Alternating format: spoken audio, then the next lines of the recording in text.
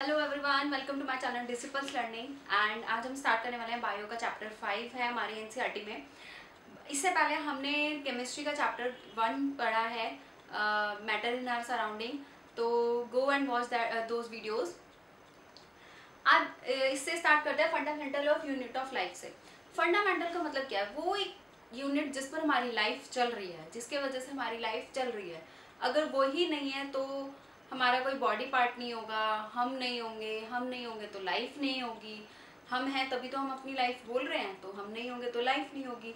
तो क्या है इसमें हमें पढ़ना है कि सबसे छोटी यूनिट क्या होती है। तो सबसे छोटी यूनिट क्या है हमारी लाइफ की? जैसे मैटर में होता है ना, एटम होता है सबसे छोटा पार्टिकल। इसमें क्या हो जाएगी? सबसे छोटी यूनिट हो जाएगी सेल। इसमें हम बोलते हैं cell is the smallest unit of life. Cell is the smallest unit of life. Smallest unit है ये लाइफ की। तो सेल क्या है? सेल ग्रुप में भी रह सकती है, सिंगल भी हो सकती है। तो सेल कैसे रहती हैं? सिंगल भी होती है और ग्रुप में भी होती है। सिंगल भी होती हैं और ये ग्रुप में भी हो सकती हैं। तो ग्रुप में है, सिंगल है, इसका मतलब हम क्या बोलते हैं? सिंगल सेल ऑर्गेनिज्म है। हमने छोटे क्लासेस में 8th में पढ़ा होगा सिंगल सेल ऑर्गेनिज्म या यूनिसेलुलर ऑर्गेनिज्म। बट जहाँ पर वो एक साथ ग्रुप में रहती हैं सेल्स, जब सेल्स ग्रुप में हैं तो हम उसको क्या बोलते हैं? मल्टी सेलुलर ऑर्गेनिजम्स बोलते हैं। तो वो मल्टी सेलुलर ऑर्गेनिजम्स क्या होंगे? वो हम लोग, जैसे कि हम हैं, हम में सिर्फ एक ही सेल थोड़ी ना है कि हम एक ही सेल पर डिपेंड कर रहे हैं। हमारे पास तो बहुत सारी सेल्स हमारी बॉडी में। तो वो क्या है? हम लोग क्या है? मल्टी सेलुलर ऑर्गेनिजम्स है। इसको अभी डिटेलिंग में यूनिसेलुलर को और मल्टी सेलुलर को थोड़ा सा डिटेलिंग में करेंगे। उससे पहले एक टॉपिक है डिस्कवरीज अबाउट सेल्स। ये थोड़ा सा बेसिक है, हिस्ट्री है कि डिस्कवरीज क्या क्या हुई, किस किसने कब कब कौन सी डिस्कवरी की है। क्योंकि इस चैप्टर को समझने के लिए हमें ये भी तो समझना पड़ेगा ना कि कौन कौन सी डिस्कवरीज कब कब हुई। तो पहले साइंटिस्ट है रॉबर्ट हुक। रॉबर्ट हुक ने 1665 में क्या नोटिस किया था या क्या डिस्कवर किया था, वो हमें देखना है कि इन लोगों ने क्या क्या डिस्कवर किया है। तो रॉबर्ट हुक ने 1665 में नोटिस किया, कॉर्क स्लाइस में सेल की प्रेजेंस को नोटिस किया। रॉबर्ट हुक ने 1665 में कॉर्क की स्लाइस में सेल के प्रेजेंस को नोटिस किया कि हाँ सेल होती हैं। ये कॉर्क स्लाइस क्या है? प्लांट्स पर जो वो होते हैं, ऊपर की छाल आ जाती है, उसको हम छाल बोलते हैं हिंदी में। ऊपर का उसको कॉर्क बोल रहे हैं, जो हार्ड सा सब्सटेंस उसके ऊपर होता है। उसके पार्ट में उन्होंने क्या किया? उनको पता चला कि हाँ ऐसा कुछ स्ट्रक्चर है। उनको क्या मिला? ऐसा कुछ स्ट्रक्चर उनको दिखाई दिया ऐसे ऐसे करके ना, कुछ सेल टाइप का, तो वो आपस में ऐसे ऐसे जुड़े हुए थे। तो उनको लगा कि हाँ ये कोई स्ट्रक्चर है। तो उन्होंने इसकी प्रेजेंस को नोटिस किया कि हाँ ऐसा कुछ होता है, ये ऐसा कोई सब्सटेंस नहीं है, इसमें कुछ ऐसा है जिसकी वजह से वो मिलकर बना हुआ है। सेकेंड है ल्यूक्वन हुक ने 1674 में लिविंग सेल, पॉन्ड वाटर में लिविंग सेल की प्रेजेंस को देखा। उनको मिला, उन्होंने जब पॉन्ड वाटर को स्टडी किया तो उनको उसमें क्या मिली? लिविंग सेल्स मिली। उनको ये पता चला कि हाँ ये लिविंग है, ये कोई फंक्शन कर सकती है। ठीक है। थर्ड, रॉबर्ट ब्राउन ने 1831 में रिकॉग्नाइज किया कि सेल में न्यूक्लियस होता है। ओके सेल है, मैंने कहा ये सेल है, बट ये सेल वर्क कैसे कर रही है? हम हैं, मान लो हमें एक सेल मान के चलो, ह्यूमन को अगर हम या किसी एनिमल को एक सेल मान लेते हैं सपोज अभी के लिए, ऑल्दो नहीं है, हमारे अंदर ही बहुत सारी सेल्स हैं। तो सेल में ऐसा क्या है जिसकी वजह से वो फंक्शन कर पा रहा है? तो उन्होंने न्यूक्लियस को उसके रिकॉग्नाइज किया कि सेल में एक पार्ट है न्यूक्लियस। अब क्योंकि न्यूक्लियस की वजह से बहुत सारे फंक्शन सेल्स में हो रहे हैं, और भी पार्ट्स होते हैं सेल के, बट उन्होंने सेल में क्या किया? न्यूक्लियस को एग्जिस्टेंस को रिकॉग्नाइज किया रॉबर्ट ब्राउन ने 1831 में। फोर्थ, पुरकिंजे ने 1839 में प्रोटोप्लाज्म को इन्वेंट किया। उनको ये पता चला कि सेल में एक लिक्विड सब्सटेंस भी होता है जिसको हम बोल रहे हैं प्रोटोप्लाज्म। उन्होंने उसको नाम दिया प्रोटोप्लाज्म। तो उन्होंने सेल में एक टर्म उनको मिला, एक टर्म उन्होंने दिया है, उनको एक सब्सटेंस मिला जिसको बोल रहे हैं प्रोटोप्लाज्म। प्रोटोप्लाज्म क्या होता है? एक लिक्विड सब्सटेंस होता है जो कि सेल में प्रेजेंट होता है। फिफ्थ, श्लेडन एंड श्वान ने 1838 में एंड 1839 में क्या किया? उनको प्रेजेंटेड सेल थ्योरी। इन दोनों ने सेल थ्योरी दी है। सेल थ्योरी क्या होती है? यहीं पर पढ़ लेते हैं सेल थ्योरी क्या है, या फिर चलो नेक्स्ट टॉपिक में ही पढ़ेंगे। इन्होंने सेल थ्योरी दी है जिससे हमें क्या पता चलता है कि जो सेल्स हैं वो एक्चुअली प्री एग्जिस्टिंग सेल से बनी हुई है। इन्होंने जो स्टडी थी इनकी, इनको ये पता चला कि जो सेल पहले से प्रेजेंट है उन्हीं से दूसरी सेल्स बन रही हैं एंड उनसे फिर नेक्स्ट सेल्स दूसरी बन रही हैं। लास्ट है विको 1855 में इन्होंने क्या डिस्कवर किया? इन्होंने डिस्कवर किया, he suggested that the cell come from the cell that already exist in nature। इन्होंने ये बोला कि जितने भी ऑर्गेनिज्म हैं किसमें suggested that the cell come from cells. इन्होंने बोला कि सेल्स जो हैं वो सेल से ही आ रही हैं, ऑलरेडी एग्जिस्ट इन नेचर, जो कि पहले से एग्जिस्ट कर रही हैं नेचर में, उन्हीं सेल से दूसरी सेल्स भी आ रही हैं। बेसिकली इनका भी क्या है? इनका भी वो सेल थ्योरी वाला ही पार्ट है, ठीक है, क्योंकि इन्होंने क्या बोला? Theory that all organisms are actually made up of cell. Cell theory ये थी कि सेल जो ऑर्गेनिजम्स हैं वो किससे बने हुए हैं? ऑर्गेनिज्म सेल से बने हुए हैं। और इन्होंने क्या सजेस्ट किया कि जो सेल है वो सेल से आ रहे हैं। तो बेसिकली अब सेल थ्योरी क्या हो गई? इन दोनों में बेस्ड है सेल थ्योरी। और जैसे कि सेल थ्योरी क्या हो गई? सेल थ्योरी में बोला गया है कि जो सेल है वो प्री एग्जिस्टिंग सेल से ही आ रही है। तो सेल किससे आ रही है? प्री एग्जिस्टिंग सेल से ही आ रही है, प्री एग्जिस्टिंग सेल से। और जितने भी ऑर्गेनिजम्स हैं वो किससे बने हुए हैं? वो सेल से बने हुए मिलकर। ये तो देखो प्रूफ, ये तो हम अपने रियल लाइफ में भी देख सकते हैं। हमारी बॉडी है या एनिमल्स की कोई बॉडी है या कोई और ऑर्गेनिजम्स है, प्लांट्स हैं, तो उसमें क्या है? छोटे छोटे सेल्स हैं जो अलग अलग फंक्शन कर रहे हैं। और हम इस वजह से क्या हो रहा है? लिविंग ऑर्गेनिज्म हो रहे हैं। कोई किसी का ग्रोथ का काम है, कोई ग्रो कर रहा है, कोई हमारी ब्रेन में कुछ और फंक्शन कर रहा है, कोई हार्ट में फंक्शन कर रहा है, कोई लिवर में फंक्शन कर रहे हैं सेल्स। तो इस वजह से क्या है? हम लोग हमारी बॉडी फंक्शन कर पा रही है। तो सेल्स का क्या काम है? वो किसी तरह से फंक्शन कराते हैं जब मिलकर टिश्यू बना लेती हैं। तो जो सेल थ्योरी थी वो इन्होंने प्रेजेंट की है। डिस्कवरी में इतना ही है। ये 6 साइंटिस्ट हैं जिन्होंने ये सब चीज़ें डिस्कवर्ड की हैं। और टाइम ये है, मतलब उनका ईयर क्या है, कौन से ईयर में उन्होंने डिस्कवर किए हैं, ये सब है। थोड़ा सा लर्न करना पड़ेगा ये वाला पार्ट भी। इसको वेस्ट मत समझना कि सिर्फ पढ़ने के लिए है, लर्न करना पड़ेगा। कई बार एग्जाम में क्वेश्चन आ जाता है, ठीक है। नेक्स्ट हम स्टार्ट करते हैं टॉपिक से। मैंने इसमें यूनिसेलुलर और मल्टीसेलुलर की बात की थी, तो वो हम डिटेलिंग में स्टार्ट करते हैं। नेक्स्ट टॉपिक हमें स्टार्ट करना है unicellular organisms and multicellular organisms. तो यूनिसेलुलर ऑर्गेनिजम्स क्या होते हैं? यूनी और सेलुलर दो वर्ड है, मल्टी और सेलुलर, ये दो वर्ड आपस में एक साथ मिलकर एक वर्ड बना रहे हैं। तो यूनी का मतलब वन एंड सेलुलर सेल। तो जो एक सेल से बना हुआ है वो यूनिसेलुलर। मल्टी सेलुलर जो मल्टी मतलब बहुत सारी सेल से मिलके बना हुआ है, दो या उससे ज़्यादा सेल से मिलके बना हुआ है, उसको हम बोलते हैं मल्टी सेलुलर ऑर्गेनिजम्स। तो डेफिनेशन लिख लेते हैं इनकी, यूनिसेलुलर ऑर्गेनिजम्स की और मल्टी सेलुलर ऑर्गेनिजम्स की। क्या होगी डेफिनेशन? द एनिमल्स या ऑर्गेनिजम्स, ऑर्गेनिज्म क्योंकि सिर्फ एनिमल्स नहीं प्लांट्स भी आते हैं। The organisms that consist of one cell, only one cell known as unicellular organisms। इसके एग्जाम्पल क्या हो जाएगा? बहुत फेमस एग्जाम्पल है अमीबा का। अमीबा सिंगल सेल वो होता है, ऑर्गेनिज्म होता है।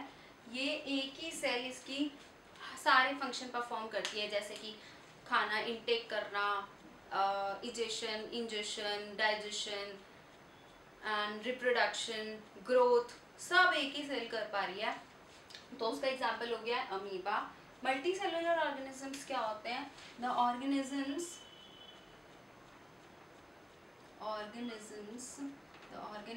That consist two or more cells, या बहुत सारी सेल्स भी हम लिख सकते हैं, many cells, known as multicellular organisms. Example क्या हो जाएंगे इसके? एनिमल्स, प्लांट्स एंड फंजाई, या फंगी, कुछ भी बोल सकते हैं, फंजाई या फंगी हम कुछ भी बोल सकते हैं। तो ये हो गया यूनिसेलुलर और मल्टी सेलुलर ऑर्गेनिजम्स। नेक्स्ट, इसमें क्वेश्चन की फॉर्म में मैंने लिखा हुआ है, how can multicellular organisms originate from a single cell? किसी एक सेल से जो मल्टी सेलुलर ऑर्गेनिज्म है वो कैसे ओरिजिनेट हो रहा है? तो जो सेल होती है उसके पास कैपेबिलिटी है कि वो डिवाइड कर सकती है। अगर सेल डिवाइड कर रही है तो डिवाइड करती रहेगी करती रहेगी करती रहेगी, ऐसे क्या होगा, बहुत सारी सेल्स एक साथ आ जाएगी और वो क्या, एक मल्टी सेलुलर ऑर्गेनिजम्स का फॉर्म ले लेगी।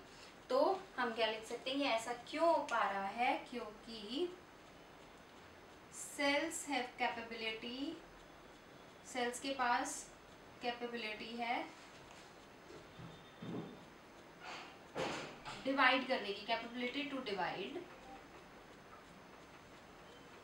Into similar cells, similar cells में डिवाइड करने की उसमें कैपेसिटी है, इसलिए वो क्या हो पा रही है, मल्टी सेलुलर ऑर्गेनिजम्स ओरिजिनेट हो पा रहा है। ठीक है, अब आ जाते हैं shape of cell. Shape of cell important है क्योंकि एग्जाम में आपको कोई एक पूछ लिया जाएगा कि बोन क्या होगा, एक कोई वो दे देंगे, सेल दे देंगे, तो पूछेंगे कौन सी सेल है, या आपको नाम दे देंगे तो बोलेंगे कि इसका क्या करो, क्वेश्चन आ जाएगा कि उसका डायग्राम बनाओ। तो ये शेप हमें याद करनी है। ये इस तरह की इलोंगेटेड शेप किसकी होती है? ये होती है स्मूथ मसल सेल, ये होते हैं स्मूथ मसल सेल की ये शेप है। ठीक है, ये वाली शेप स्मूथ मसल सेल, ये वाली ब्लड सेल है, ब्लड सेल, ये वाली क्या होगी हमारी, नर्व सेल, ये हो जाते हैं नर्व सेल, ये ओवम, ये बोन सेल, ये फैट सेल और ये स्पर्म, ये सारी हमारी सेल हैं। इनके डायग्राम्स भी पूछ लिए जाते हैं, डायग्राम देखकर इनका नाम पूछ लिया जाता है। तो आता तो क्वेश्चन 1 या 2 मार्क्स का ही है, बट इम्पॉर्टेंट तो है ही, एग्जाम में तो आ ही रहा है। तो हमें इनकी शेप पता होनी चाहिए कि कौन से सेल की कैसी शेप है, हम वैसे ही ड्रॉ कर सकें। ठीक है, नेक्स्ट आ जाता है, how can cells perform distinct function in organisms? Cell अलग अलग परफॉर्मेंस कैसे कर पा रहा है? जैसे कि हार्ट है, हार्ट क्या कर रहा है, पंप कर रहा है। ठीक है, हमारे हार्ट की सेल्स हैं, वो पंपिंग का काम करवा रही है, उससे हमारा ब्लड पूरी बॉडी में जा रहा है, ऑक्सीजनेटेड ब्लड जा रहा है, डीऑक्सीजनेटेड आ रहा है। तो हार्ट का काम अलग है, हमारे लिवर का काम अलग है, इंटेस्टाइन का काम अलग है, स्टमक का अलग है और हमारे ब्रेन का अलग है। तो सब में अलग अलग टाइप के सेल्स हैं। ठीक है, तो बट क्या है, सेल तो सेल है, वो परफॉर्म कैसे कर पा रही है, उसे कैसे पता कि मुझे ब्रेन का फंक्शन परफॉर्म करना है या मुझे हार्ट का फंक्शन परफॉर्म करना है? तो ऐसा क्यों हुआ है? क्योंकि देखो सेल में क्या होता है, बहुत सारे ऑर्गेनेल्स होते हैं, सेल के ऑर्गेनेल्स होते हैं। तो उन ऑर्गेनेल्स के वजह से जैसे देखो क्या हो रहा है, एलिमिनेशन, वेस्ट प्रोडक्ट एलिमिनेट हो रहा है या फूड का डाइजेशन हो रहा है, ये सब चीज़ें सेल परफॉर्म कर रही है हमारी बॉडी में, ब्रीदिंग हो रही है। क्यों हो पा रही है? क्योंकि अलग अलग जो सेल्स हैं, उसके जो ऑर्गेनल्स हैं, वो खुद ही सेल्स अपने आप में कैपेबल है कि वो ये सारे फंक्शन परफॉर्म हमारी बॉडी में, एनिमल की बॉडी में करा सकती है। क्योंकि उसके पास क्या है, बहुत सारे ऑर्गेनल्स हैं, जैसे कि राइबोसोम हो गए, लाइसोसोम्स हो गए, न्यूक्लियस हो गया और साइटोप्लाज्म हो गया। तो इन सब की वजह से वो अलग अलग फंक्शंस परफॉर्म कर पा रहे हैं। तो क्या करना है, इसमें हम इजीली लिख सकते हैं, the cells have many organelles that can perform different functions in an organisms. ठीक है, तो इसीलिए वो क्या कर पा रहे हैं, अलग फंक्शन परफॉर्म कर पा रहे हैं। इसके जो मैं ऑर्गेनल्स की बात कर रही हूँ, ये भी अगला टॉपिक आएगा इसमें। उससे पहले हमें 2 टाइप के सेल्स पढ़ने हैं। इसके बाद हम वो 2 टाइप के सेल्स पढ़ेंगे। ठीक है, स्टार्ट करते हैं। अब हमें plant cell and animal cell के डायग्राम को स्टडी करना है, तो 1 बाय 1 हम दोनों को देखेंगे कि इसमें क्या क्या होता है। सेल को हम स्मॉलेस्ट यूनिट बोल रहे हैं, तो पर सेल के पास भी कुछ ऑर्गेनल्स हैं जो उसको फंक्शन करने में हेल्प कर रहे हैं। तो पहले हम देखते हैं एनिमल सेल।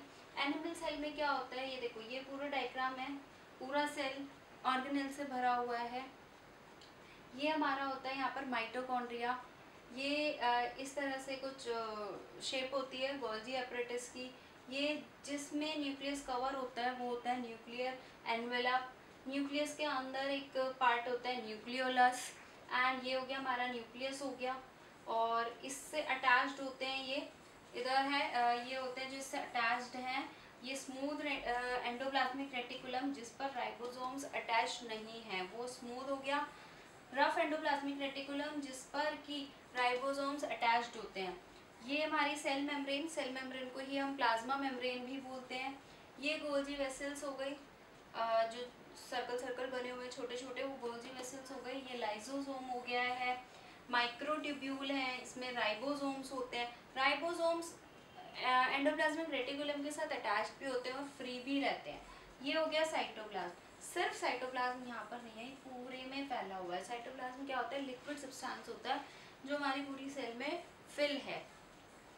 ये तो हो गया एनिमल सेल की शेप ऐसी है, इसके पार्ट्स हो गए। कुछ पार्ट्स प्लांट सेल में इससे मैच करते हैं और कुछ नहीं करते। ठीक है, जैसे कि प्लांट सेल में क्लोरोप्लास्ट एक्स्ट्रा है, ये वैक्यूल है बड़ा सा, ये एक्स्ट्रा है, बट इसमें वैक्यूल नहीं है। ऐसे ही इसमें राइबोसोम्स हैं, इसमें भी राइबोसोम्स हैं। राइबोसोम सेम रहेंगे, smooth endoplasmic reticulum, rough endoplasmic reticulum same रहेगा, माइटोकॉन्ड्रिया इसमें सेम रहेगा। ठीक है, राइबोसोम, साइटोप्लाज्म, वैक्यूल अलग है, क्लोरोप्लास्ट अलग है, गोल्जी वेसल्स इसमें भी होंगी, गोल्जी अपरेटस है इसमें भी, सेल मेम्ब्रेन इसकी होती है, इसमें सेल वॉल एक्स्ट्रा है, इसकी भी सेल मेम्ब्रेन है, उसकी भी सेल मेम्ब्रेन है, बट उसमें सेल वॉल एक्स्ट्रा है क्योंकि वो प्लांट है, प्लांट बहुत हार्ड होते हैं, तो वो हार्डनेस उसको सेल वॉल प्रोवाइड करा रहा है। ठीक है, इसमें साइटोप्लाज्म है, साइटोप्लाज्म इसमें भी पूरे में फिल करके रहता है। तो ये हो गया इसका डायग्राम, जिसको हमें अच्छे से लर्न करना है, एग्जाम में क्वेश्चन आ जाता है। तो इन डायग्राम्स को हमें अच्छे से लर्न करना है, एक बार आप देख सकते हैं इसको इजीली। ठीक है, अब हमें इसके बाद पढ़ने हैं सेल ऑर्गेनल्स, हमें पढ़ने हैं सेल ऑर्गेनल्स। जैसे सेल ऑर्गेनल्स क्या है, जैसे हमने इसमें ये लिखा हुआ है माइटोकॉन्ड्रिया, साइटोप्लाज्म, लाइसोसोम्स, राइबोसोम्स। अब हमें इनके बारे में डिटेल में पढ़ना है। यहाँ तो मैंने सिर्फ आपको डायग्राम के साथ में नाम बता दिए, सबकी नेमिंग कर दी, बट अभी हमें क्या करना है, इसको डिटेलिंग में कि कैसा दिखता है, इसका फंक्शन क्या है, कहाँ पे होता है, प्लांट में होता है, एनिमल में होता है, ये सब हमें इसके ऑर्गेनल्स को पूरा पढ़ना है। अब पूरा चैप्टर इसके ऑर्गेनल्स पर ही बेस होगा, हमें वही करना है। आज के लिए इतना ही, आज की क्लास में इतना ही रखते हैं। नेक्स्ट क्लास स्टार्ट करेंगे इसके ऑर्गेनल्स से पहले थोड़ा सा सेल मेम्ब्रेन, साइटोप्लाज्म के बारे में भी पढ़ेंगे, सारा पढ़ेंगे। अभी आज के लिए इतना ही। एंड अगर आपको कोई भी क्वेरी है तो आप कमेंट सेक्शन में लिख सकते हैं। And don't forget to like, share and subscribe. Thank you.